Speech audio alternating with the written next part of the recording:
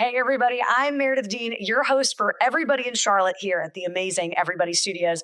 Each week, we love to celebrate an incredible Charlatan, someone who is changing Charlotte for the better. And I'm so excited because I had Chelsea Blackwell with me. She's a content creator, flight attendant, and all around amazing human being. And we'll get into this too, just talking about how we even first met. I am so happy you're here, Chelsea Black. I'm so excited to be here. Thank you so much for having me. I'm so pumped. This is so exciting. And to sit down and talk with you. Because last time we saw each other, well, when we really met was wild, right? It was wild that we were in the nail salon. And it was so cool. I felt like you were such a light being. The way that you were talking to everyone around you. I feel like a lot of times when people get their nails done, they also don't chat with their nail tech sometimes or ask them how their day is. You were very invested in everyone around you. And you just have this light. And I was like, she's a good one. Oh my gosh, you're so sweet. It was just, it's humans and how we should be. And it was so kind to you want to be kind to people. You want to have conversations with people. And I love learning about everyone's stories and having genuine heart-to-hearts with people. And that's why I'm so happy to be here with you right now. Well, and you could see that on screen for Love is Blind, Netflix season 6. Could you? I could. You could tell that you were so always in tune with your emotions and then the people around you too.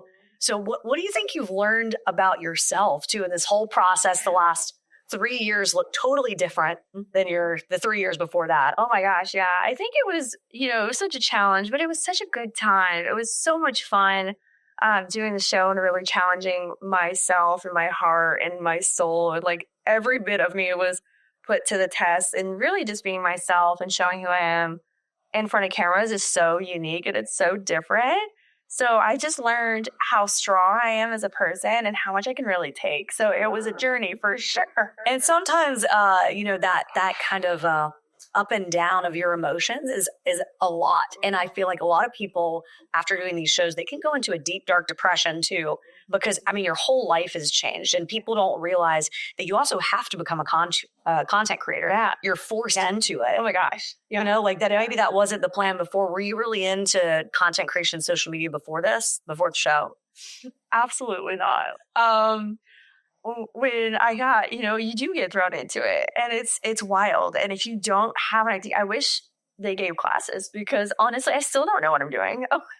This is so intense. And like going into reality TV world is really wild because you do get thrown into it. So like coming out of it, you're like, oh, this won't happen to me. That's what I thought. I'm like, I'm going for a husband. I'm going to get married and I have one goal in my mind. It's not social media. I had, I think, 1,000 followers at the time, and I never posted. I rarely posted TikToks. I tried to get myself more comfortable with it because putting your face online, is very unique. And getting thrown into it, and then not only getting thrown into it, the internet was not nice to me for a very long time. Absolutely terrible. Over something that you probably didn't even remember what you said in the pods. Absolutely. And you're like, how is this now coming out? Also, for the record, I think you do look like Megan Fox now. I stand by that 100%. It was so silly. You know what? I've spoken about this, and this is actually the first time I'm saying it. I don't regret saying that. It's something that people have mentioned. It's something that happened in my life. I never came out and said, hey, I am Megan Fox's doppelganger or whatever. Exactly. I never once said that. I just simply said something that has happened to me, So that's a question also that people ask all the time. Like, who do people say that you look like? Everyone does that. And then all these trends are coming out. Like, what's your celeb look like? I'm like, you guys did me so dirty. But at least Megan Fox found out exactly who you are and how amazing you are. And then also you were so good about having humor out of the whole thing. Totally. But we're the show. You were great about it. I was like, she's coming back just so beautifully from something that also, it was just funny. It was cute. But, what are some of the things that you've had to deal with, even like some of the hate that you've gotten from people? What would you say to those people that have sent you messages that you're like, where is this coming from? And you're such a kind, good person. Yeah. Oh, that is so sweet. But, it's really sad to hear and like see people being so sad within themselves that they feel the need to go online. And I know we talked about some hate that you were getting with the hairdryer or the bathroom. And I mean, this video I posted, it was here in this bathroom. It's literally this bathroom here. Everybody sees that's 22 million. History was made. It has 22 million views, and people are still saying every day, "Poop girl, she's nasty. Her hair is so gross." I mean, it's just the dumbest video that's made. I know it's so silly, but it just shows you like it is really sad more than anything. And I think that's why I handle the hate so well, is because that really shows and reflects how you feel about yourself. I could never imagine going online and being like, "You're fat, like you're a piece of crap, like yada, yada, yada." And, you know, for the longest time, like people were coming at me for my looks, and that didn't hurt. It's when they come for your like personality and your soul and your character. I'm like, okay, like what made you feel so strongly about some silly girl who was crying on reality TV that you had to come on my social media page and tell me to kill myself? You know, like it's so sad that people feel the need to. So rather than taking like hate to it, I was bringing humor to it and being like, you guys need Jesus. You gotta find Sullivan here. Find the light. I mean, but the thing is a lot of people might not have the same strength that you did, the mental fortitude. And a lot of people end up taking their own life, or they can't get out of that dark hole. And so like, you know, for me, even with the Dean's List, we do social media coaching for people before they actually go on to a show sometimes. That's great. I do not know that. Because it's like almost branding therapy, because people don't realize how much their life is going to change. Yeah. But what do you feel like is some advice you would give to someone who's about to go on a show, or maybe they're about to be thrust into the limelight? Yeah. What would you tell them prior to that? Yeah. And I know no one's expecting that, but I've actually had really great conversations with future Love is Black people, which is really exciting. My biggest advice is make sure you know exactly who you are as a person, have yourself grounded, get it. You don't expect it. I did not expect it at all to get not only hate, but just so much attention.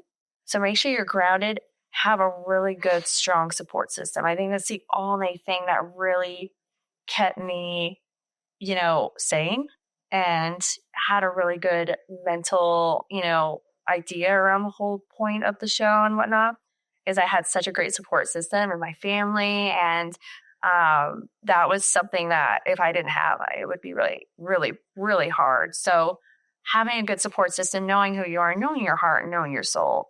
These people, these trolls don't know, you know, like they don't know me. No, they don't know you. They know a little snippet of who you are, and just make sure you come into this weird universe of, you know, I just posted a TikTok saying like I introduced my heart to the world and it got like freaking torn apart, but it really didn't, you know, like I stayed so strong and so grounded and relied on my tools, which were my family and my friends. So, and those are great tools, even if someone didn't go on to a show, but 100%, but good mental health things to keep in mind. Yeah. Speaking of support system, I actually have your boyfriend here in the studio, Tia, which is very exciting. He looks real good too. I love it. So what did you see in him? What are the qualities that you felt like you were looking for in your future person? Yeah, you know, it's actually really funny because he watched the show and he saw the weakest parts of me and like the most low points in my life. Like no one wants to see themselves crying on TV. And I thought forever, I was like, I'm going to be single forever. Like, no one's going to want to be in a relationship with me. And I meant that's not true. I totally understand that that's hard, but you're thinking. So meeting him and like him communicating with me what he wants in a relationship and me communicating the same. Communication was so like our base of our relationship immediately. And he gave me the attention I wanted. He's more clingy than I am, which is like perfect. It's like clingy. You guys just want to be around each other. You just like attention. It's obvious. Well, we really liked each other. You know, we met and we were, you know, we had our ups and downs, of course, every relationship does, but we were literally obsessed with each other immediately. And he filled my cup up so much. And I was in a weird part of my life where I'm dealing with all this attention from the world, negative and positive, of course. I'm doing all this press, I'm doing the show stuff on top of, because we got together right when the show was airing. Wow. So that is awesome. It was airs already, right? Yeah, it was already like, I think a reunion and everything had already came out. Okay, so he just watched the reunion, which I was confused about. So he just finished watching the reunion, and then we met.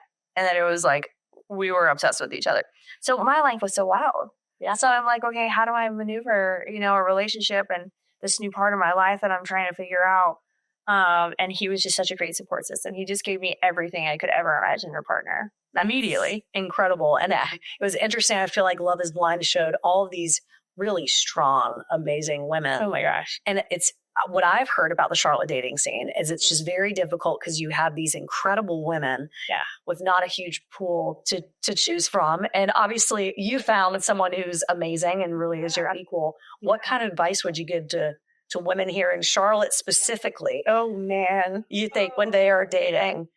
Charlotte, God bless. I love Charlotte, but the dating pool for the women is crusty and it's dusty. And it's so, so sad.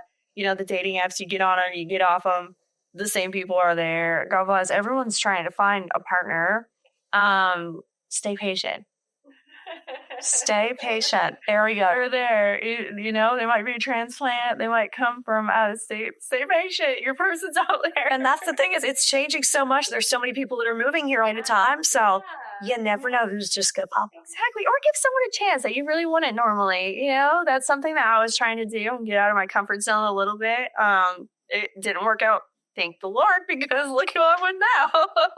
She's an amazing human. We love it. And speaking of Charlotte, where's some of your favorite places? Oh my gosh. First of all, Charlotte is my favorite place I've ever lived in my whole life. And I've lived a lot of places. Mm-hmm. That makes me so happy. Yeah. I came from New York City straight to Charlotte. Me too. Well, did you really? Yeah. Where? I was living in Hell's Kitchen, 49th and 8th. Okay, so you're in like the city. Yes, the city. I was in Queens. Queens is great. Ains was great. Probably had more room than I did. But my room was probably the size of this chair. Well, mine too. Maybe we had the same size one. But it was great. I loved it. I loved it so much. But Charlotte's definitely my favorite. So some places that, we go to a lot. I love going out. Where do we like to eat? Goodyear House. I love Goodyear House. And they have the igloos around this time of year, don't they? Oh my gosh. Same. So during the cold time. During the cold times, yes. I think they follow this igloos, but I love Goodyear House. Great Goodyear House. Oh my gosh. We're just exploring Rock Hill now. So we're trying to find new place in that area. But, we love vinyl going out. We love Canopy, of course, the stomping grounds of a true, Charlottean. Oh, yeah, Charlottean. Yeah, Charlottean? I heard it, Charlottean, yes. We'll have to ask, Robbie, who owns the studio, he's given us the nod, yes. Charlottean or Charlottean? Charlottean. I think it might be Charlottean when you're at vinyl. Charlottean. Depends on the... Yeah, literally. There's just so many places. I love Flower Child. Sure. Oh, that's a good one. Flower Child's amazing. What about activities? Do you guys have oh my gosh, I love the Whitewater Center. That's definitely my favorite. Yeah, we're really trying to try new things. I just moved from Uptown, so Delilah's. Have you been there yet? Love. It's incredible. Right. Is it the one that's above Havana? Yes. Yeah. Dahlia's. Yes. Dahlia's going. I worry.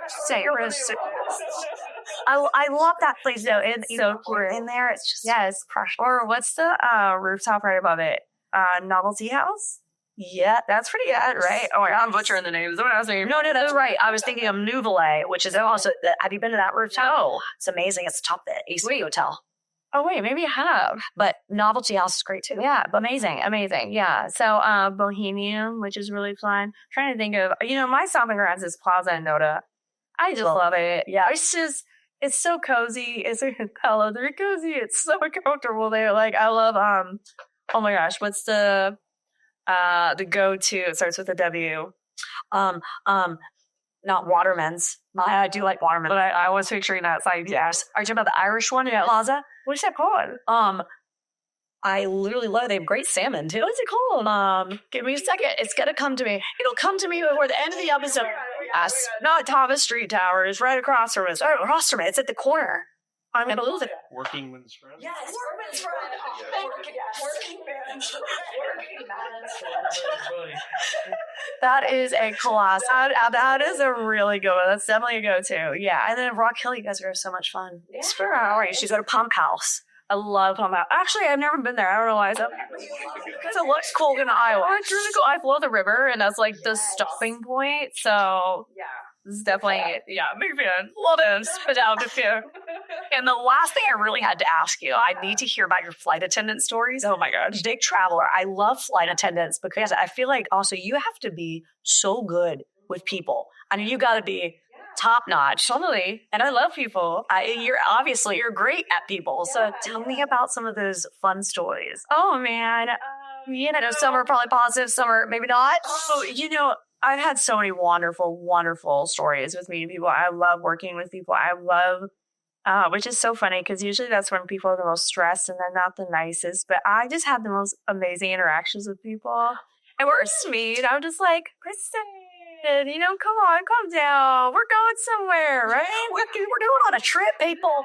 That's the thing is you're hurtling at like 600 miles per hour in the air. Oh my God, it's already a phenomenon. Yeah, it's flying in general. Like, how can we be upset? Yeah, this is a wild situation. Yeah, like, they're all humans though, so having really cool connections with people has just been amazing. There is one story that is it's actually really positive, but there was this woman who was so mean to me. So mean to me. Like probably the meanest passenger I think I've ever had. I've been flying almost 10 years now. Wow. And this was probably 5 years ago, and I'll never forget her, but she was so mean. And something in my heart told me to go up to her and tell her, are you all right? Is something going on? I don't know why I never did that. I've never done that in my whole life. So I walked up to her and I actually handed her a note. And I said, I just want to let you know, something is telling me to come up to you and check on you, make sure you're okay. She came to the back of the airplane and started bawling her eyes out, telling me she was on her way to spread her husband's ashes. Oh God. And she was just so grateful that somebody asked her. She's by herself. She was probably like her mid-30s. So it was just a really incredible interaction with someone. So I'll never forget it for the rest of my life. And that just shows you the humanness. Literally, it goes back to even how I met you, how you were seriously asking someone, how are they? Yeah. And maybe they don't get that. No, the entire day, you never know what people are going through. It also shows, especially online, be kind to people. Yeah. It's not hard to be nice. It literally costs $0. It takes zero effort, $0. It's something that's really lost lately in the world, I think. And I think, people like you and people who are so genuine and just caring for people, it's something that's, I feel like it's dying out and we need to bring it back. We need to bring it back and we're just going to shine even more light.